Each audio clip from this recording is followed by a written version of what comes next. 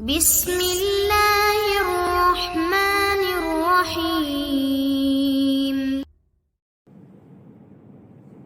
Innal hamdalillah nahmaduhu wa nasta'inuhu wa nastaghfiruh wa na'udzu billahi min shururi anfusina wa sayyiati a'malina. Man yahdihillahu fala mudilla lahu wa man yudlilhu fala hadiya lahu. Asyhadu an la ilaha illallah wahdahu la syarika lah wa asyhadu anna Muhammadan abduhu alladzi la nabiyya wa la rasula ba'da amma ba'd. Faqala Allahu 'azza wa jalla ya ayyuhalladzina amanu taqullaha haqqa tuqatih wa la tamutunna illa wa antum muslimun. Ya ayyuhan nasu u'budu rabbakum alladzi khalaqakum min nafsin wahidah wa khalaqa minha zawjaha wa batha minhuma rijalan katsiran wa nisaa'a wattaqullaha alladzi tasaaluna bihi wal arham innallaha kana 'alaikum raqiba. Ya ayyuhalladzina amanu taqullaha qawlan yuslih lakum a'malakum wa yaghfir lakum dhunubakum wa may yuti'illaha wa rasulahu faqad faza fawzan 'azima. Amma ba'd. Faqala an-nabiy sallallahu alaihi wasallam fa inna asdaqal hadithi kitabullah wa khairal huda huda Muhammadin sallallahu alaihi wasallam wa syarrul umuri muhdatsatuha fa inna kulla muhdatsatin bid'ah wa kulla bid'atin dhalalah wa kulla dhalalatin finnar. Ma'asyiral muslimin, sidang jamaah Jumat yang berbahagia, yang pertama-tama dan yang paling utama, mari sama-sama kita bersyukur kepada Allah Azza wa Jalla yang masih melimpahkan rahmat dan karunia-Nya kepada kita semua, sehingga dengan sebab nikmat Allah tersebut Allah Subhanahu wa taala memberikan kita kemampuan untuk bisa melaksanakan aktivitas kita sehari-hari, terutama aktivitas kita yang berkaitan tentang beribadah kepada Allah Azza wa Jalla. Salawat dan salam tidak pernah kita berhenti, khususnya di hari Jumat ini. Kita sangat dianjurkan untuk memperbanyak salawat dan salam kepada Nabi kita yang mulia Rasulullah sallallahu alaihi wasallam. Allahumma salli wa sallim alaihi. Mudah-mudahan Allah Subhanahu wa taala berikan kita izin agar bisa bertemu dengan Nabi kita yang tercinta nanti di akhirat. Allahumma amin. Jemaah kaum muslimin, melalui mimbar ini khatib mengajak kita semua agar selalu meningkatkan ketakwaan kita, ketakutan kita hanya kepada Allah Azza wa Jalla. Dimanapun kita berada, tanamkan ketakwaan kita sedalam-dalamnya. Kenapa? Fa inna khairaz zadi taqwa. Karena sebaik-baik perbekalan menuju Allah adalah perbekalan yaitu takwa kepada Allah Subhanahu wa taala. Jemaah kaum muslimin rahimani Allah wa iyyakum jami'an. Alhamdulillah kita sudah menyelesaikan Ramadan yang mulia, dan hari ini sudah beberapa hari, hampir 2 minggu daripada bulan Syawal, atau belum sampai 2 minggu. Tanpa terasa kita telah mengakhiri bulan, telah berpisah dengan bulan yang penuh keberkahan, bulan penuh kemuliaan yang seharusnya seorang hamba bersungguh-sungguh untuk mendapatkan kemuliaan tersebut, dan beruntunglah orang-orang yang mendapatkannya. Ada beberapa hal yang harus kita sampaikan pada mimbar kali ini, agar apa yang kita lakukan selama Ramadan itu akan memberikan bekas pengaruh yang besar dalam kehidupan kita sehari-hari. Apa yang kita lakukan selama Ramadan adalah suatu kebaikan, dan kita berharap semua kebaikan-kebaikan yang pernah kita lakukan selama Ramadan itu janganlah berakhir hanya di bulan Ramadan. Kenapa? Karena kita beribadah kepada Allah Subhanahu wa taala bukanlah musiman. Jadi beribadah bukanlah musiman, di mana saat orang banyak beramal, banyak beribadah, maka kita beribadah. Itu namanya beribadah musiman. Allah Subhanahu wa taala mengatakan dalam Al-Qur'an surah Al-Hijr, Allah mengatakan wa'bud rabbaka hatta ya'tiyakal yaqin. Allah mengatakan, dan sembahlah Rabbmu, sembahlah yang menciptakanmu sampai datangnya al-yaqin. Para ulama tafsir seperti Ibnu Abbas, seperti Mujahid rahimahullah taala, mereka menafsirkan al-yaqin di sini, sembahlah Allah sampai datangnya yakin, al-yaqin. Apa maksud daripada al-yaqin? Ya, mereka para ulama tafsir mengatakan al-yaqin di sini adalah al-maut. Sembahlah Allah sampai datangnya kematian. Kenapa disebut dengan keyakinan? Kita meyakini bahwa yang namanya kematian pasti. Yakin seyakin-yakinnya yang namanya kematian pasti akan didatangi, akan mendatangi setiap jiwa. Kullu nafsin dha'iqatul maut. Setiap yang berjiwa pasti akan merasakan yang namanya kematian.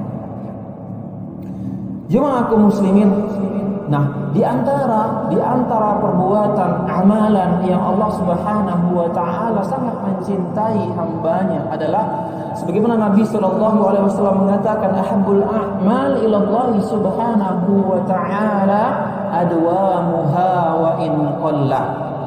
Nabi mengatakan amalan, perbuatan-perbuatan hamba yang paling Allah cintai adalah perbuatan yang dilakukan kontinu, yang terus menerus, wa in qalla. Walaupun amalan yang kita lakukan tersebut sedikit, tidak banyak. Oleh karena itu, jemaah kaum muslimin rahmani Allahu wa iyyakum jami'an, amalan-amalan yang pernah kita lakukan selama Ramadan, pertama hendaklah kita beristiqomah terhadapnya, terhadap amalan yang pernah kita lakukan. Seperti amalan yang pertama yang pernah kita lakukan selama Ramadan adalah menjaga salat 5 waktu. Saat itu kita termasuk orang-orang yang dimudahkan Allah Subhanahu wa taala menjaga salat 5 waktu kita selama bulan Ramadan. Nah, muncul pertanyaan, kenapa orang setelah berakhirnya Ramadan kayaknya yang selama hari ini dia sangat rajin ke masjid gitu kan, sangat rajin menjaga salat 5 waktunya, namun setelah berakhirnya Ramadan terkadang banyak sebagian manusia, hamba-hamba Allah yang melalaikan kewajiban salat. Kenapa? Karena tantangan kita setelah Ramadan itu jauh lebih berat, jauh lebih besar dibandingkan kita selama beribadah di bulan Ramadan. Ini harus diingat baik-baik ya, bahwa tantangan kita menghadapi kehidupan ini, mempertahankan amalan kita istiqomah selama 11 bulan setelah Ramadan itu jauh lebih sulit dibandingkan ketika kita beristiqomah, ketika kita beribadah selama bulan Ramadan. Kenapa? Karena di Ramadan adalah musimnya beramal. Musimnya beramal, hampir semua orang bisa sholat, dimudahkan Allah Subhanahu wa taala. Kita sudah mengetahui hadis-hadis ya, selama Ramadan bahwa yang namanya pintu surga dibuka, pintu neraka ditutup, kemudian iblis dipenjara. Itu artinya apa? Menunjukkan bahwa kita diberikan kemudahan untuk beramal, diberikan kita kemudahan untuk beribadah kepada Allah Subhanahu wa taala. Namun setelah berakhirnya Ramadan, habislah musim di mana setiap orang berbondong-bondong untuk beramal, habislah masanya. Saatnya kita kembali ke alam kita masing-masing. Saatnya kita diberikan tantangan, diberikan cobaan. Bagaimana caranya kita mempertahankan amalan kita ya setelah habis Ramadan. Itu selama 11 bulan lamanya, sampai nanti kita dipertemukan kembali oleh Allah Subhanahu wa taala Ramadan berikutnya, jika Allah Subhanahu wa taala memberikan kita kehendak untuk sampai Ramadan berikutnya. Itu yang pertama. Hendaklah kita kaum muslimin menjaga salat 5 waktu. Terkadang orang seperti itu. Ada orang setelah Ramadan kadang-kadang bolong-bolong salatnya. Kalau dia selama Ramadan mungkin bisa saja salat subuhnya nggak pernah bolong-bolong, nggak pernah dia telat. Karena memang setiap orang saat itu bersahur. Setelah sahur ya nggak berapa lama kita akan salat subuh. Hampir semua orang bisa salat subuh saat itu. Namun setelah berakhirnya Ramadan, sulit bagi sebagian orang untuk bisa salat subuh, apalagi berjamaah di masjid. Ya, jangankan berjamaah, untuk bangun saja kadang-kadang sering telat. Di situ mau kerja, di situ pula dia bangun, ya, mana mungkin lagi untuk salat subuh. Nabi SAW mengatakan, al-ahdul ladzi bainana wa bainahum as-shalah, faman tarakaha faqad kafara. Ini ancaman bagi orang-orang yang melalaikan salat 5 waktu. Nabi mengatakan dalam hadis yang sahih, perjanjian kita dengan perjanjian orang-orang yang selain kita adalah salat. Orang-orang non-muslim, apa perbedaan kita dengan mereka? Salat. Faman tarakaha faqad kafara. Siapa yang meninggalkan salat 5 waktu, maka kufurlah dia. Samalah dia seperti orang non-muslim tersebut dengan Nasrani tersebut. Kenapa? Orang Nasrani enggak salat. Kalau dia enggak salat sama dengan Nasrani. Ya, hanya membedakan dia mungkin tidak ke gereja. Ya kan? Nasrani ke gereja mungkin setiap minggu. Tapi dari kenyataan antara orang yang tidak sholat dengan orang Nasrani sama, ya, karena mereka tidak diwajibkan sholat orang Nasrani. Jadi siapa yang meninggalkan sholat 5 waktu, maka kafirlah dia, kata Rasulullah Sallallahu Alaihi Wasallam. Bahkan Umar mengatakan, la Islam liman tarakas sholat. Umar mengatakan bahwa tidak ada Islamnya seseorang kalau dia meninggalkan salat. Dan banyak lagi ancaman-ancaman bagi orang yang meninggalkan salat. Semoga Allah Subhanahu wa taala memberikan kita keistiqomahan, ya, mampu menjaga kewajiban-kewajiban kita kepada Allah Subhanahu wa taala. Itu yang pertama.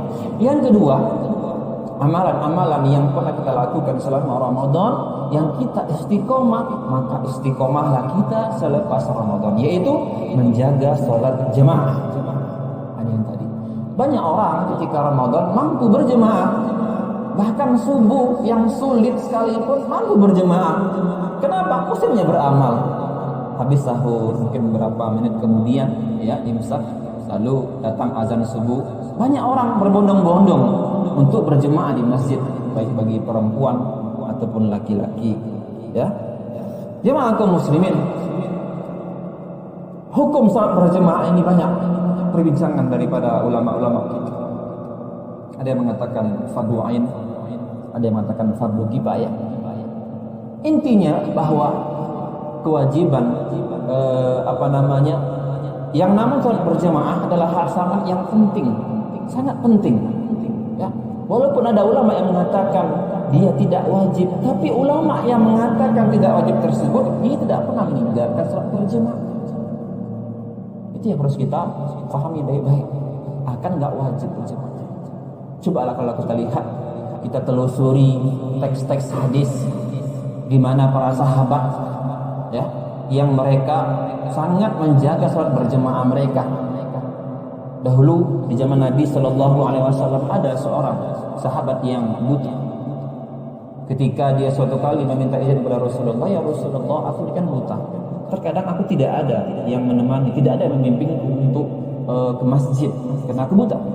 Apakah aku diizinkan ketika tidak ada orang yang mengantarkanku ke masjid, boleh nggak aku sholat di rumah, tidak menghadiri masjid? Nabi mengatakan ya boleh. Tapi beberapa langkah kemudian Nabi memanggil lagi, apakah kamu mendengarkan suara azan? Ya dengar ya Rasulullah. Memang mataku tidak bisa melihat, tapi pendengaranku bisa mendengarkan. Oleh karena itu Pak Ajib, kata Rasulullah, maka wajib bagimu untuk datang ke masjid. Maka penuhilah panggilan azan tersebut untuk datang ke masjid. Bayangkan seorang yang buta saja zaman Nabi SAW, Nabi wajibkan, Nabi suruh untuk datang ke masjid. Nah, di kalangan kita atau kita sendiri mungkin selama hari ini melalaikan kewajiban berjemaah di masjid. Kita masih sehat bugar, masih bisa berjalan dengan semangat, masih bisa melihat, tapi kita malas-malas untuk datang di masjid Allah Subhanahu wa taala. Kalau bukan kita yang meramaikan, kalau kita bukan yang memaksakan diri kita untuk datang ke masjid, siapa lagi yang akan mengisi masjid Allah? Tidak mungkin orang-orang asli yang akan mengisi masjid ini. Kalau kita menganggap bahwa tidak ada kewajiban untuk sholat berjemaah di masjid, maka kalau begitu hampir semua orang memahami, maka lama-lama itu masjid akan sepi dan akan ditinggalkan oleh manusia. Pikirkan baik-baik. Kalau kita mengatakan enggak wajib berjemaah di masjid, kalau enggak wajib itu ada hal tertentu, ada uzur syar'i, misalnya hujan. Ada hal-hal yang membuat kita tidak mampu untuk datang ke masjid. Ini kita mampu, tidak hujan, tidak apa-apa, kita masih sehat. Bahkan ya, dalam suatu riwayat dikatakan, seandainya orang itu tahu keutamaan ya datang ke masjid itu, walaupun dalam keadaan yang sakit, ya tidak mampu berdiri, merangkak pun jadi untuk sampai ke masjid. Begitu besarnya keutamaan orang-orang yang berjemaah di masjid. Ya, hadis yang lain mengatakan bahwa keutamaan salat fardu berjemaah di masjid itu sebanyak 25 atau 27 derajat dibandingkan dengan di rumah. Satu pahalanya masalah. Kalau di masjid ada 27, jauh kali perbedaan. Itu keutamaan dari segi fadilah. Jemaah kaum muslimin. Oleh karena itu, yang dulu kita rajin ke masjid selama Ramadan, cobalah kita pertahankan. Kita biasakan diri kita, paksa diri kita untuk terus sholat di masjid. Laki-laki itu di masjid sholat di masjid, bukan di rumah. Di rumah adalah perempuan dari rumah. Kalaupun perempuan mau ke masjid, ya nggak masalah, selagi tidak menimbulkan fitnah bagi laki-laki. Kenapa? Karena ada juga kadang sebagian perempuan datang ke masjid dalam keadaan bersolek sehingga menimbulkan fitnah di masjid. Kalau dia memang menjaga hal tersebut, tidak ada fitnah di sana, silakan datang ke masjid bagi perempuan. Tapi intinya bahwa yang namanya perempuan itu lebih baik dia sholat di rumahnya, dan laki-laki lebih baik di masjid. Oleh karena itu, kita mengetahui hal seperti ini, berarti kalau ada laki-laki yang sholat fardunya di rumah, ya adalah seperti perempuan. Kalau perempuan soleh, ya perempuan soleha itu adalah di rumah sholatnya. Berarti kalau ada laki-laki yang malas ke masjid, namanya laki-laki soleha. Itulah perbandingannya. Karena memang tempat dia adalah di masjid sholat berjemaah fardunya. Itu yang kedua. Yang ketiga, jemaah kaum muslimin, amalan yang perlu kita rutinkan, kita istiqomahkan untuk menjaganya selama 11 bulan ini nanti, ya, yaitu merutinkan puasa sunnah. Jemaah kaum muslimin, ini hal kadang-kadang sulit bagi kita. Sebagian kaum muslimin kadang-kadang susah untuk menjaga amalan ini. Ada sebagian muslim, ya, mereka mengetahui puasa hanya setahun sekali, yaitu Ramadan saja. Padahal setelah berakhirnya Ramadan itu masih banyak jenis-jenis puasa yang di mana syariat ini menganjurkan kita untuk melakukannya. Di Syawal ini kita dianjurkan untuk melaksanakan saum, puasa 6 hari. Boleh kita sekaligus 6 hari, boleh kita kelang-kelang. Ya, Senin kita puasa, ya Selasa kita buka, Rabu kita puasa. Yang penting nanti selama Syawal itu terpenuhi 6 hari. Ya. Keutamaan puasa 6 hari di bulan Syawal ini luar biasa. Itu seperti puasa selama setahun penuh. 6 hari itu sama dengan kita pahalanya seperti kita berpuasa setahun penuh. Subhanallah. Dan sebagai penyempurna Ramadan kita yang kemarin mungkin tidak bagus puasa kita, maka disempurnakan dengan puasa 6 hari. Ada juga lagi puasa rutin, puasa mingguan, yaitu Senin Kamis. Ada juga puasa bulanan, puasa 3 hari setiap bulan, namanya Ayyamul Bid, yaitu pada tanggal 13, 14, 15 bulan Hijriah, ya, atau bulan terang nama istilahnya. Itu namanya Ayyamul Bid. Itu adalah amal-amalan yang perlu kita lestarikan. Puasa sunnah yang harus kita kontinukan. Senin Kamis, ya. Senin kita puasa, Selasa, Rabu kita bisa makan-makan. Ya, kita bisa berbuka. Lalu Kamis kita berpuasa lagi. Jumat, Sabtu, Ahad kita udah bisa makan. Jadi nggak ada istilah yang memberatkan. Dalam seminggu cuma 2 kali. Kalau sebulan berarti 8 kali. Kalau yang mau ringkas cuma 3 kali dalam setiap bulan, itulah dia Ayyamul Bid. Ya. Tapi harus beriringan. 13, 14.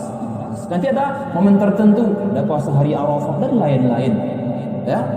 Nah, mudah-mudahan dengan amalan puasa ini adalah penyebab kita sebagai mahar kita untuk bisa ke surganya Allah Subhanahu wa taala.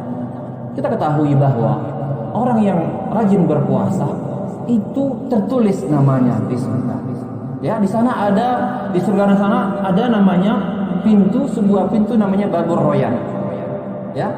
Di surga nanti ada nama pintu khusus yang hanya dimasuki oleh orang-orang yang rajin berpuasa. Mudah-mudahan dengan puasa nanti kita penyebab Allah Subhanahu wa taala izinkan kita ke surganya Allah Subhanahu wa taala. Jemaah kaum muslimin, itu yang ketiga, ya, yang perlu kita lestarikan, kita istiqomahkan. Yang keempat, yang terakhir, yaitu merutinkan sholat malam kita. Nah, ini juga ya banyak yang terjadi kaum muslimin setelah berakhirnya Ramadan, ya, banyak kaum muslimin yang mengetahui sholat malam hanya di bulan Ramadan, ya, padahal sholat malam itu berlaku setiap malam, ya, 12 bulan. Bukankah Nabi SAW sholat malam yang 11 rakaat itu baik di bulan Ramadan ataupun di luar Ramadan tetap Nabi melakukan sholat malam? Berapa rakaat jumlah? Berapa kita mampu? Kalau tahajud bisa 2 rakaat, 2 rakaat pun jadi. Tutup dengan witir 1 rakaat, silakan 3 rakaat. 2 rakaat tahajud, 1 witir. Ataupun enggak juga bisa kita cukup dengan witir 1 rakaat. Tetap namanya sholat malam. Witirkah dia, tahajudkah dia, sholat malam namanya. Apakah kita nggak sanggup cuma 1 rakaat sholat witir setiap malamnya, menjaga keistiqomahan kita sholat malam? Berapa lama 1 rakaat? Ada 10 menit, tak sampai. Ada 5 menit, mungkin tidak sampai juga. Mungkin 3 menit 1 rakaat menjelang subuh jam 4:30 masih ada waktu sholat witir kita 1 rakaat. Atau jam 4 lebih cepat lagi kita bangun. Habis itu kita bisa baca Al-Quran dan lain-lain kita amal. Kenapa? Amalan yang paling Allah cintai adalah amalan yang dikerjakan rutin, continue, wa in qalla, walaupun dia sedikit. Jemaah kaum muslimin, mudah-mudahan dengan 4 poin ini, amalan yang 4 ini kita mampu menjaganya. Kita mampu beristiqomah dengannya. Dan semoga Allah Subhanahu wa taala masukkan kita ke surga melalui amalan yang kita kontinukan melaksanakannya. Mudah-mudahan ada manfaatnya untuk kita semua dan kita amalkan dalam kehidupan kita sehari-hari. Fa'tabiru ya ulil absar la'allakum tuflihun.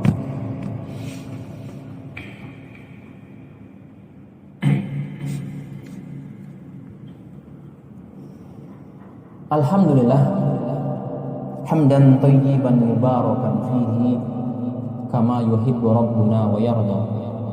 Asyhadu an la ilaha illallah wahdahu la syarika lah wa asyhadu anna Muhammadan abduhu wa rasuluhu alladhi la nabiyya wa la rasula ba'da amma ba'd.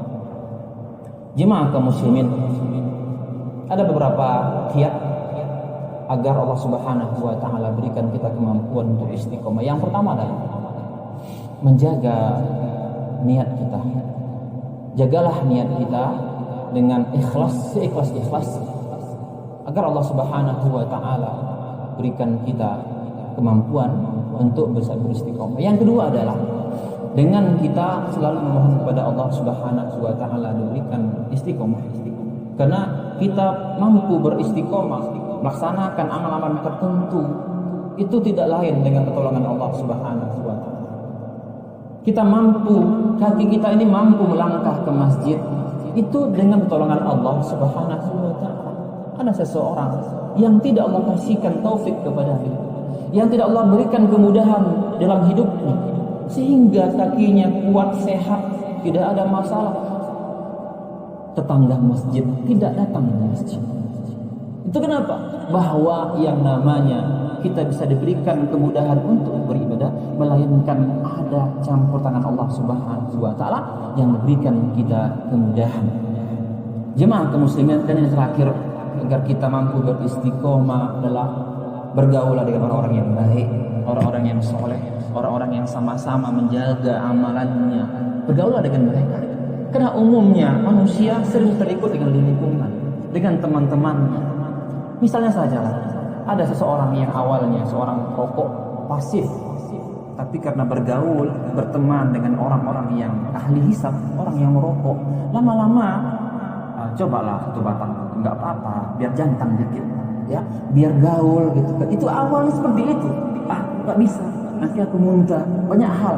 Iya, haram itu haram.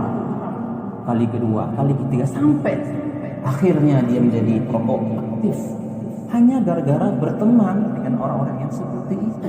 Karena itu dalam hal beramal, dalam hal menjaga amalan kita, saya teman-teman yang bisa mengingatkan kita untuk kebaikan. Ya wahai teman, wahai saudara, ini nggak boleh, ini terlarang dalam agama kita. Subhanallah, kalau kita menyumpai teman seperti itu, mengingatkan kita untuk kebaikan, mencegah kita dari perbuatan yang mungkar, subhanallah, beruntunglah kita. Jemaah kaum muslimin, mudah-mudahan dengan yang singkat ini berikan pengaruh yang besar dalam hidup kita, dan Allah Subhanahu wa taala berikan kita kemampuan untuk beristiqomah dengan amalan yang kita lakukan. Qala Allah taala fi kitabihil karim, a'udzu billahi minasyaitonir rajim, wal 'ashri innal insana lafi khusr illa alladziina aamanu wa 'amilus shalihati wa tawassaw bil haqqi wa tawassaw bis sabr. Asyhadu an la ilaha illallah wahdahu la syarika lah wa asyhadu anna Muhammadan 'abduhu wa rasuluhu alladzi la nabiyya ba'dah. Allahumma shalli ala Muhammad wa ala ali Muhammad kama shallaita ala Ibrahim wa ala ali Ibrahim wa barik ala Muhammad wa ala ali Muhammad kama barakta ala Ibrahim wa ala ali Ibrahim innaka Hamidum Majid. Allahumma ighfir lil mu'minina wal mu'minat wal muslimina wal muslimat al ahya'i minhum wal amwat bi rahmatika ya arhamar rahimin. Rabbana zalamna anfusana wa illam taghfir lana wa tarhamna lanakunanna minal khasirin. Rabbana la tuzigh qulubana ba'da idh hadaitana wa hab lana min ladunka rahmah innaka antal wahhab. Allahumma arinal haqqa haqqan warzuqna ittiba'a wa arinal batila batilan warzuqna ijtinabah. Rabbana atina fid dunya hasanah wa fil akhirati hasanatan wa qina adzabannar. Ibadallah, innallaha ya'murukum bil adli wal ihsan wa ita'i dzil qurba wa yanha 'anil fahsya'i wal munkari wal baghi ya'idukum la'allakum tadhakkarun. Fadhkurullahal 'azim yadhkurkum was'aluhu min fadlihi yutiikum wa la dzikrullahi akbar.